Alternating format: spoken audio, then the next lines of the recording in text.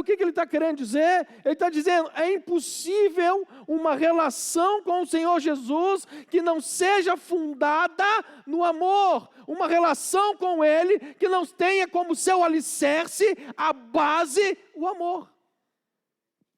Quem está entendendo? E se a gente tentar viver essa relação com Ele, que não seja baseada no amor, isso vai nos levar a um lugar de maldição e não de bênção. E esse assunto, meu irmão, é muito mais sério do que você pode imaginar. Então, a partir desse texto, nós vamos entender algumas coisas, nós vamos ver algumas verdades nele.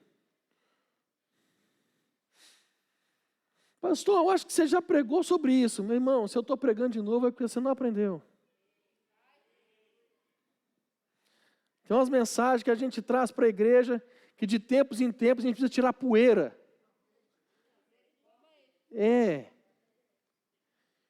Então a primeira coisa, irmão, é o motivo pelo qual Jesus está fazendo essas perguntas para Pedro. Jesus não está perguntando algo para apenas ele ter uma resposta afirmativa. Ele não quer simplesmente ouvir de Pedro sim ou não. Na verdade, o que está por detrás da pergunta de Jesus é a intenção de conduzir Pedro, de levar o apóstolo a um ato de autoavaliação. Uma avaliação de onde ele se encontra em relação ao amor dele para com Jesus. Meu irmão, você já fez essa avaliação com você? Como que está o nível do seu amor por Ele? Todos nós precisamos, de tempos em tempos, desse ato de avaliação. Como que está o nível do meu amor para com o Senhor? A razão pela qual Jesus quer saber da intensidade do amor não é apenas se o amor existe ou não. Tem dois motivos. O primeiro é a pergunta, porque a pergunta, as três perguntas são parecidas. As três perguntas são muito parecidas, mas elas não são iguais. Na primeira, tem um detalhe que não tem na segunda nem na terceira. Jesus pergunta, Pedro, tu me amas mais do que esses outros? O que Jesus está perguntando? Por que ele está perguntando se Pedro ama mais do que os outros? Será que ele estava tentando estabelecer um nível de competição eclesiástica? Vamos ver qual dos apóstolos aqui me ama mais. Né? Será que ele estava querendo fazer um campeonato de amor? Quem de vocês me ama mais aqui? Não é isso, irmão. Não é isso. Porque se você seguir a lógica bíblica e a maneira como Jesus trabalhava com seus discípulos, quando eles estavam disputando entre si quem seria o maior, Jesus colocou os caras no lugar deles. Mostrando que aquele tipo de competição de quem ia ser o maior, isso não existe, não deveria existir entre eles. Esse tipo de competição de quem é o maior, de quem é o mais... Não, isso não pode existir no meio do povo de Deus. Amém, irmão? Eu sou o maior. Não. Você pode estar achando que você é o maior, mas aí você é o maior enganado. Não. Então Jesus fala com eles, não existe isso no nosso meio. Isso não pode acontecer no nosso meio. Então, ele não poderia estar querendo incitar uma competição entre os discípulos. A razão pela qual Jesus pergunta a Pedro, você me ama mais do que estes outros, ela só vai ser entendida quando a gente volta lá atrás, no capítulo 13 de João, na última ceia. Por quê? Jesus ele dá uma notícia aos 12. Um de vocês vai me trair. Um de vocês vai puxar o meu tapete. Um de vocês vai me dar uma facada nas costas. Na versão bíblica de mim mesmo. Quando Jesus fala dessa possibilidade de traição, a maior parte dos apóstolos começa a fazer a mesma pergunta. Porventura sou eu, Senhor? E à medida que eles vão perguntando, porventura sou eu, eles estão transmitindo a seguinte mensagem. Então, quando Jesus fala, olha, um de vocês vai me trair, e eles começam, porventura sou eu, Senhor, porventura sou eu, porventura sou eu. O que eles estão querendo dizer com isso? Eles estão querendo dizer, olha, Senhor, eu acredito que eu tenho o potencial de ser esse cara. Eu acredito que eu corro o risco de falhar com você dessa forma, como o Senhor está colocando. Agora, quando chega em Pedro, ao invés de Pedro falar como os outros, porventura sou eu, ele afirma justamente o contrário. Ele fala, por ti eu daria a minha vida. O que ele está dizendo? Enquanto esse povinho, enquanto essa gentalha está achando que pode ser com eles, eu te falo uma coisa, eu não, eu morro por você. É isso que ele está falando. E se eu morreria por você, de forma alguma existe a possibilidade de eu te trair. Pedrão.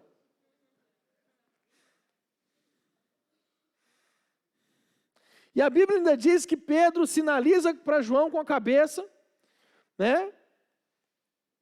Quem que é? O que Pedro está fazendo, querendo dizer com esse sinal para João? Eu boto a mão no fogo por mim e por você. Os outros 10? Sei não. Esses bichos é tudo esquisito. Esses caras tem jeito que vai te trair agora. Vai trair Jesus. Agora eu e você não. Pedro achava que ele nunca ia falhar com Jesus. Eu não. Eu morro por você. Eu estou no mais alto nível de amor. Eu estou no mais alto nível de paixão. Eu estou no mais alto nível de comprometimento. Sem chance de eu falhar com você. Jesus, então, com aquele amor que lhe é peculiar, ele fala com Pedro. Na verdade te digo, que não cantará o galo, enquanto não me tiveres negado 3 vezes. Quando Jesus está no Getsêmani, no jardim, quando tentam prender Jesus, o que Pedrão faz? Arranca a espada. Corta a orelha do homem. Corta a orelha de Malco. Servo do sumo sacerdote. E Jesus repreende a Pedro por causa disso. O cara tem uma atitude de defender Jesus. Corta a orelha do homem que estava prendendo Jesus. Jesus vira para Pedro e fala, não faz isso. Vem cá, sem orelha. Bota de volta a orelha dele. Jesus é preso e todo mundo foge. Todos fogem. O texto diz em João 18, a partir do 15, que Pedro e João estão seguindo Jesus de longe. De longe. Ou seja, vamos aqui, sem que ninguém nos veja, e vamos ver no que vai dar. Se a coisa apertar, nós estamos mais ou menos numa distância de segurança para correr. E assim, sabe aquele tempo de escola, em que você vai caçar confusão com alguém, mas você caça a confusão de longe, que o cara é mais forte que você, aí se ele quiser vir para cima de você, dá tempo de você correr? É mais ou menos isso. Ele fica de longe. Se a coisa apertar, ele sai correndo. E aí, a partir do verso 15 de João 18, diz: E Simão Pedro e outros discípulos seguiam a Jesus. E este discípulo era conhecido do sumo sacerdote, e entrou com Jesus na sala do sumo sacerdote. E Pedro estava na parte de fora, à porta. Saiu então outro discípulo que era conhecido do sumo sacerdote e falou à porteira, levando Pedro para dentro. Então a porteira disse a Pedro: Não és tu também dos discípulos deste homem? Disse ele: Não sou. O texto diz que João era conhecido do sumo sacerdote, segundo a tradição. João fornecia peixe para o sumo sacerdote. Quando os dois chegam na porta, a criada faz a pergunta para Pedro: Mas não é você também dos discípulos dele? Ou seja, olha como que ela fala: Não é você também? João já estava entrando. E todo mundo sabia que João era. Você está acompanhando ele? Não é você também discípulo? Não, eu não. Eu não sou. Ele nega. Pedro nega 1, 2, 3. Na terceira, em Marcos 14, 71, diz: Ele, porém, começou a praguejar e a jurar: Não conheço esse homem de quem falais. Meu irmão, Pedro xingou alguém. Depois, a terceira vez, o galo cantou. E quando o galo cantou, o que aconteceu? A ficha caiu. Ou, para a geração atual que não sabe o que é isso, completou o download.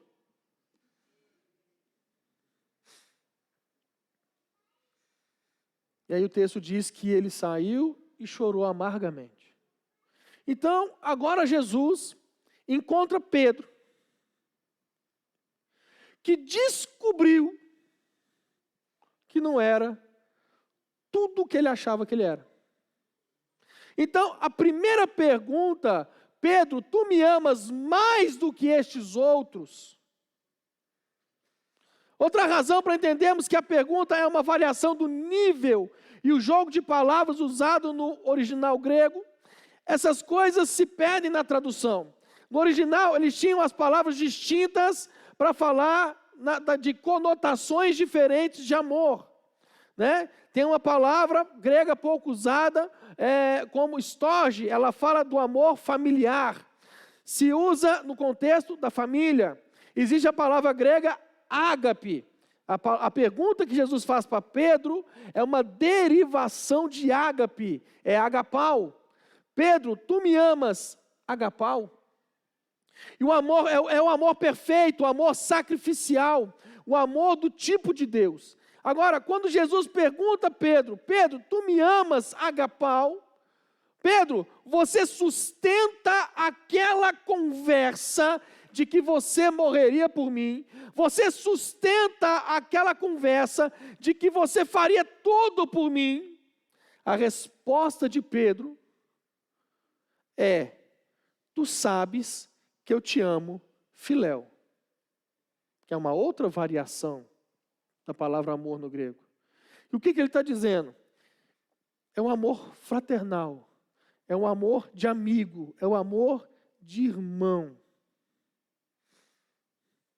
Pedro, tu me amas, agapau, tu me amas o amor sacrificial? Senhor, amar eu te amo. Mas não é isso tudo, não. Apesar da resposta dele, tu sabes que eu te amo, parecer positiva, ela é positiva no sentido de que havia amor. Mas ela era negativa no sentido daquilo que Jesus está perguntando, em relação a como Pedro declarou antes que amava a ele. Olha, amar, eu te amo. Mas não é isso tudo, não. O que Jesus está fazendo é levando Pedro a um lugar de autoavaliação sincera. Pedro, qual é o nível de amor, o que você realmente tem aí dentro? Porque nós podemos nos iludir a respeito do quanto que nós achamos que amamos ao Senhor. Nós podemos nos iludir na nossa caminhada, que a gente ama a Deus, que a gente faz tudo pelo Senhor, que a gente está disposto a se sacrificar, mas na hora que os soldados vêm prender o Senhor, tem gente que nem a orelha do soldado corta. A gente descobre que não é isso tudo. A gente descobre, não, é menos. E não é que o Senhor, meu irmão, Ele quer nos desmascarar.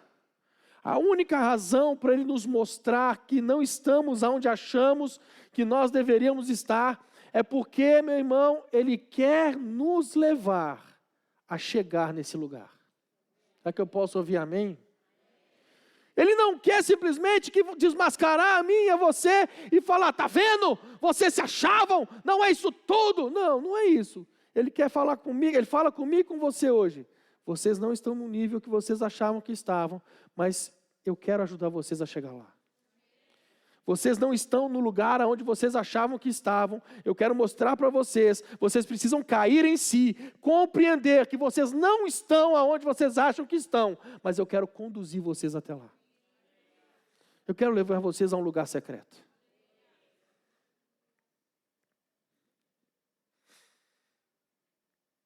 Tu me amas, Senhor? Na segunda pergunta, temos o mesmo jogo de palavras. Pedro, tu me amas, agapau? E ele responde, tu sabes que te amo, filéu. Na terceira pergunta, as coisas mudam. Na terceira pergunta, Jesus, que não conseguiu trazer Pedro para o seu nível do amor sacrificial, daquilo que ele falou que ele tinha, ele não traz Pedro para o seu nível, mas o que ele faz? Ele desce para o nível de Pedro. A terceira pergunta é, Pedro, tu me amas, filéu?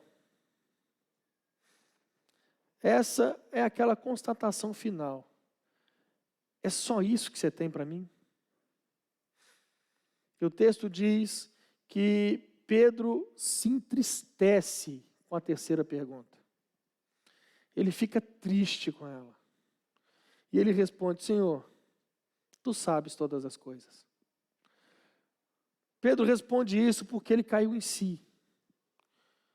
Havia um momento da caminhada dele que ele se achava o tal, ele se achava o cara, ele se achava o melhor.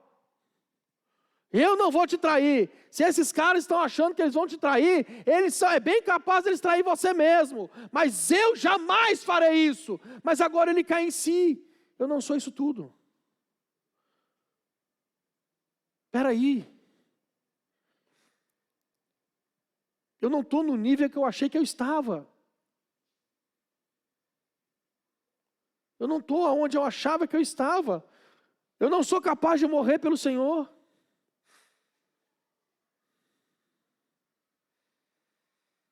Mas, Senhor, o Senhor sabe que eu não era isso tudo. E hoje eu estou sendo sincero com você. Eu gosto de você, eu te considero muito, mas hoje eu entendo que eu não morreria por você. E nesse momento, Pedro, ele está numa crise enorme. Mas ele precisa enxergar, assim como eu e você precisamos enxergar isso. Nós precisamos. A gente fala que ama a Deus, nós cantamos canções de amor, canções maravilhosas, nós chamamos Ele de lindo, mas até onde nós estamos dispostos a ir por causa dEle? O que nós estamos dispostos a fazer por causa dEle? O quanto que nós estamos dispostos a nos sacrificar, o quanto nós estamos dispostos a sermos transformados pelo Senhor. Ou será que a gente ainda quer ficar vivendo uma vida de aparência? Ou será que a gente quer ficar vivendo ainda uma vida onde as pessoas olham para mim e veem algo que eu pinto para elas que eu sou, mas na realidade, no momento de intimidade, no momento que está só eu e Deus, ninguém sabe o que eu faço.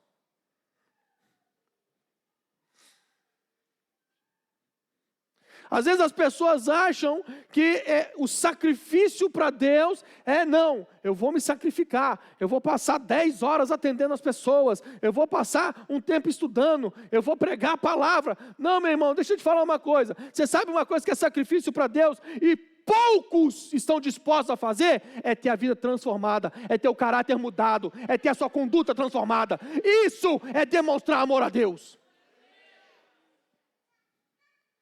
Atender, altar, pregar, meu irmão, isso é consequência, querido. Está em cima do altar tocando, cantando, isso é consequência de uma vida com Deus. É consequência. Não é o objetivo inicial, não é a meta. A meta é amar o Senhor teu Deus de todo o teu coração, com toda a tua alma, com todo o teu entendimento. A meta é viver o amor a Deus.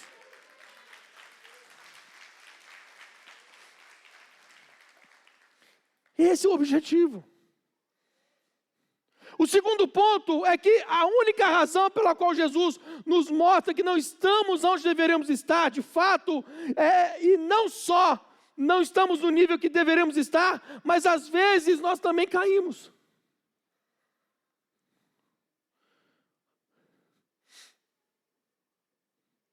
A Bíblia fala, aquele que está de pé, então existe a possibilidade de cair. Não, eu cheguei num nível, aleluia, glória a Deus, ao qual eu, glória a Deus, aleluia, eita, jamais serei atingido.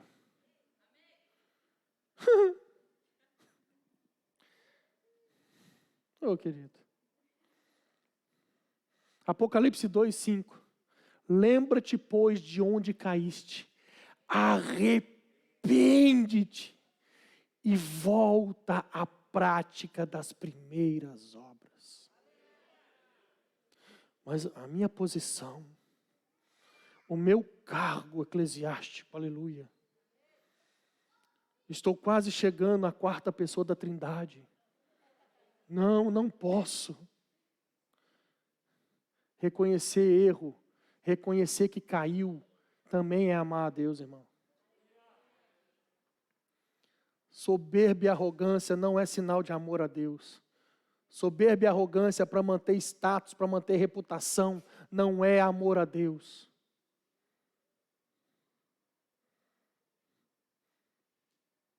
A gente tem que tomar muito cuidado. Aquele que pensa que chegou em algum lugar, meu irmão, não chegou em lugar nenhum. Aquele que acha que atingiu um nível, não, irmão.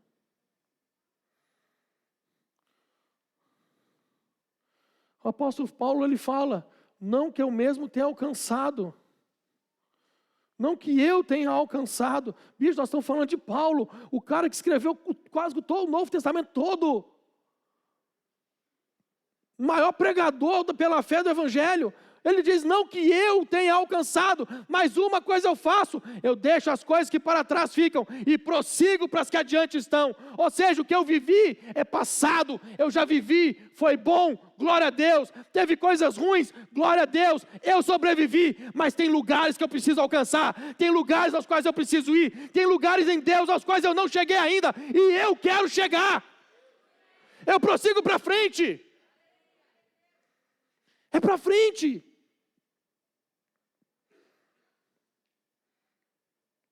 É isso que nós temos que entender. Pedro, tu me amas?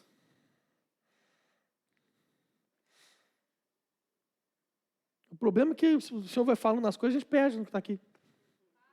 Como é que faz? Ai, Jesus. João 21, 18, 19. Vamos daqui que vai dar certo. Na verdade te digo que quando eras mais moço, te cingias a ti mesmo e andavas por onde querias. Mas quando já fores velho, estenderás as tuas mãos, e outro te cingirá e te levará para onde tu não queiras. E disse isso, significando com que morte havia ele de glorificar a Deus. E dito isto, disse-lhe, segue-me. Jesus disse, estenderá as mãos. O que ele está falando? Morte de cruz. Jesus está falando, dizendo para Pedro, olha Pedro, você vai ter uma segunda chance. Glória a Deus, aleluia. Você vai ter uma segunda chance. Lá no Getsemane, lá no jardim, quando você teve a oportunidade de ser preso comigo, entenda, irmão, oportunidade. Quando você teve a oportunidade de ser preso comigo, nós descobrimos que você não tinha amor suficiente para isso. Quando você era mais moço, e não só de ordem cronológica, mas também, ele está falando de uma questão de maturidade, você ia onde queria, fazia o que queria, você mandava no seu nariz. Você se governava. Pedro, quando você for mais velho, e também se refere à maturidade. Porque a maturidade não tem a ver com o tempo.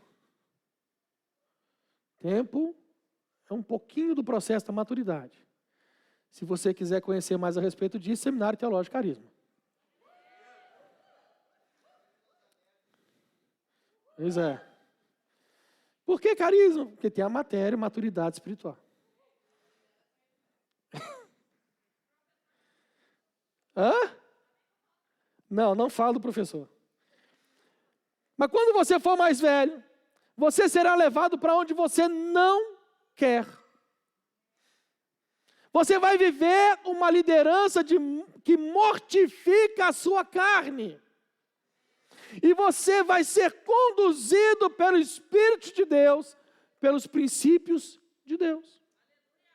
Você pode não ter sido encontrado pronto na primeira vez, Pedro, mas lá na frente, quando vier a segunda oportunidade, você estará pronto. E dessa vez você não vai correr, dessa vez você não vai me negar, dessa vez você vai abraçar o seu chamado. E diz a tradição que Pedro não só foi crucificado, ninguém fala amém, né? Pedro não foi não só crucificado, mas quando chegou o momento de morrer, ele teria dito o seguinte, eu não sou digno de morrer como meu Senhor. E ele pediu para ser crucificado de cabeça para baixo.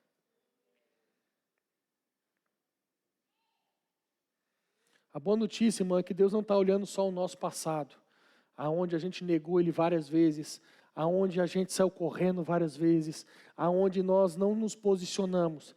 Ele não está olhando só para onde a gente errou. Ele não está olhando apenas o nosso presente, aonde Ele vai encontrar em mim e em você limitações, porque nós somos limitados, mas Deus, Ele tem a capacidade de enxergar lá na frente. Ele tem essa capacidade. Deus não nos chamou em função daquilo que nós somos hoje. Deus não nos chamou em função daquilo que nós fomos no passado, mas sim por aquilo que nós viremos a ser nas mãos dEle. Nas mãos dEle. Amém? Glória a Deus. Deus, Ele enxerga o nosso potencial de crescimento. Deus enxerga o que nós poderemos ser nas mãos dEle. Nas mãos dEle. Agora, antes que a moça da placa levante ali para mim. Não, pior que eu vou ter que falar isso aqui também, Jesus. Oh, glória a Deus. Deixa isso, deixa. Alguém arranca as placas dela aí. Vai dar certo, irmão, no final dá certo. Aí talvez você deva falar assim, mas pastor, eu estou tão quebrado hoje. Está tão difícil a minha situação hoje. Pisaram tanto em mim. Me arrebentaram tanto. A igreja me feriu tanto. Líderes me feriram tanto. Pessoas me feriram tanto. Está difícil do jeito que eu estou, não dá. Eu acho até difícil de Deus estar vendo alguma coisa boa lá na frente a meu respeito. Porque hoje eu estou destruído. E quantos não estão assim? Não precisa levantar a mão não, irmão. Tem um texto, que eu amo esse texto. E esse texto, nos momentos das adversidades, e sim, pastor, tem adversidade, e muitas, eu sempre oro esse texto. Que é o Mateus 12, 20, é onde ele fala, não esmagará a cana quebrada. Imagina, irmão, uma plantação de trigo. Imagina. Quem já viu uma plantação de trigo? Poucos, né? Eita. Mas imagina um trem desse aí. Uma plantação de trigo. E aí, você vai com um carro, passar no meio da plantação. Vai acontecer o que com o trigo? Ele vai deitar. É ou não é? E vai ficar o rastro do caminho ao qual você passou. E você olhando aquilo ali, aí você pensa o seguinte, pronto, matei a plantação. Acabou, destruí com o negócio, passei com a Hilux em cima e destruí a plantação.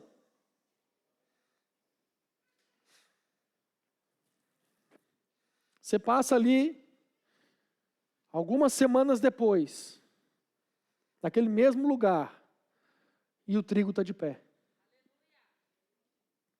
Pastor, não entendi nada, que eu não entendo nada de plantação. E eu não entendi nada. Deixa eu te falar um negócio, irmão. Se você passa com o carro em cima do trigo, ele deita, e depois de um tempo, ele se regenera e se levanta. Como fazer para ele não levantar mais? Você tem que ir lá aonde ele quebrou, e esmagar no lugar que ele quebrou. Ali ele não levanta mais. E o texto de Mateus fala, não esmagará a cana quebrada. Sabe o que Deus está falando para mim e para você? Não importa o que te atropelou, não importa o que passou por cima de você, não importa o que te colocou no chão, eu não vou roubar de você a esperança de você se reerguer. Você vai se reerguer. Eu não vou tirar de você a esperança de se levantar novamente, porque eu vou levantar você novamente. Pode quebrar, mas ela não vai ser esmagada, porque ela vai levantar de novo. E você, hoje, pode não estar no lugar que eu imaginei. Hoje você pode não me amar como eu achei que você amava, mas você vai se levantar e você vai chegar neste lugar. Meu irmão, eu espero que você saia daqui hoje com o testemunho do Espírito Santo sobre você, e não com uma voz mentirosa do diabo no seu ouvido falando que não tem mais jeito, mas que você saia daqui hoje com o Espírito Santo falando no teu ouvido, como a voz do Senhor, como voz de muitas águas sobre a tua vida falando, tem jeito, você vai se levantar sim, em nome de Jesus. Agora, meu irmão, você precisa entender, a Bíblia toda é a expressão de amor de Deus para conosco, mas o maior mandamento é o nosso amor com Ele. Nós temos que amá-lo com tudo que há em nós, amá-lo com amor total, amá-lo de todo o coração, de toda a alma, com todo o entendimento e com todas as nossas forças. É isso que nós temos que fazer. E a moça da placa já levantou, Jesus. Pai, intercede pela vida dela. Aí ela fala, não, pela dele. E o que é interessante, antes de eu ler o último texto, é que Jesus faz esse jogo de palavras com Pedro. Tu me amas, agapau? Não, te amo filé, te amo filéu. Ou seja, eu não estou no nível que o Senhor quer, Senhor. E Jesus fala com ele, apacenta as minhas ovelhas. Você me ama, agapau? Não, te considero. Tá, apacenta as minhas ovelhas. Pedro, tu me consideras? Considero, tu sabe todas as coisas. Apacenta as minhas ovelhas. Nós somos chamados para o amor e para o serviço.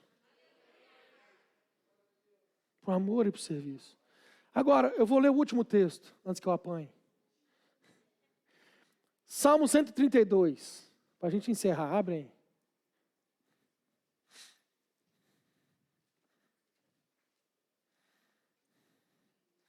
Verso 1.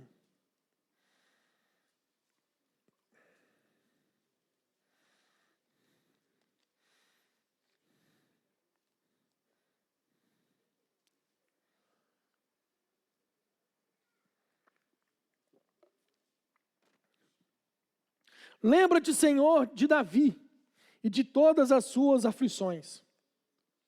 Como jurou ao Senhor e fez votos ao poderoso Deus de Jacó, dizendo, certamente não entrarei na tenda de minha casa, nem subirei à minha cama, não darei sono aos meus olhos, nem repouso às minhas pálpebras, enquanto não achar lugar para o Senhor, uma morada para o poderoso Deus de Jacó. Esse texto ele faz uma referência ao desejo de Davi, de construir um lugar, um templo para o Senhor. E Davi, ele não se conformava, porque ele morava numa casa luxuosa, ele morava num palácio, irmão. Um lugar fortificado. E a presença de Deus habitando em tendas. Numa tenda. E ele fala, eu não vou dar descanso, eu não vou ter descanso, eu não vou parar, eu não vou sossegar, enquanto eu não achar lugar para o Senhor. Eu não vou dar descanso aos meus olhos, eu não vou deitar na minha cama, eu não vou parar enquanto eu não achar uma morada para o poderoso Deus de Jacó. Eu não vou sossegar. E deixa eu te falar uma coisa, irmão. Já pode ficar de pé para parecer que está acabando.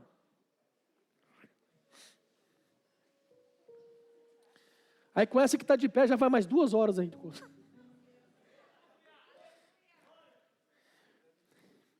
Presta atenção. Davi está dizendo que ele não vai sossegar. Ele não vai parar enquanto ele não achar um lugar, uma morada para Deus. Quando você vai ler 1 Samuel, se eu não me engano, capítulo 6, eu acho que é 1 Samuel, capítulo 6, ou 2, está na Bíblia, você procura depois. Quando Davi vai trazer a arca para a cidade de Davi, Davi não leva ela para o tabernáculo, ele leva para a cidade. Ele não coloca a arca no tabernáculo, ele coloca numa tenda que ele construiu na cidade, uma tenda de adoração. E Deus, a presença de Deus habitava naquele lugar. Amém? E Davi, ele não tinha descanso. Ele não teve descanso até que a presença de Deus tivesse um lugar para habitar. Quem está entendendo? Meu irmão, eu não sou Davi. Não sou. Não chego nem aos pés daquele homem, que a Bíblia chama de homem segundo o coração de Deus. Mas eu, os pastores aqui da igreja, nós não descansamos, nós não paramos e não descansamos até que nós possamos ver você sendo este lugar. Eu acho que você não entendeu. Você não entendeu. Porque a Bíblia fala em 1 Coríntios, capítulo 3, no verso 16: não sabeis vós que sois templo do Espírito Santo? Eu não preciso hoje me desgastar em construir algo para colocar uma arca que representa a presença de Deus, para que ela habite ali. Não, hoje nós nos desgastamos, nós investimos, nós conversamos, aconselhamos, para que você se torne este lugar, para que o Espírito Santo, se você não sabe, ele habita dentro de você. É você o lugar. Você é o lugar de habitação. Você é o lugar de habitação, meu querido. Ele habita dentro de você. Vós sois templo do Espírito Santo. Ele habita em vós. Será que você consegue entender isso, irmão? E por você ser essa habitação, meu irmão, a sua entrega, o seu amor tem que ser total. Amar o Senhor com todas as suas forças, com todo o seu entendimento, com tudo que você tem, querido. Amar Ele com tudo que você tem. O Ministério de Louvor vai ministrar uma canção. E você, meu querido, com seus olhos fechados, todos com os olhos fechados.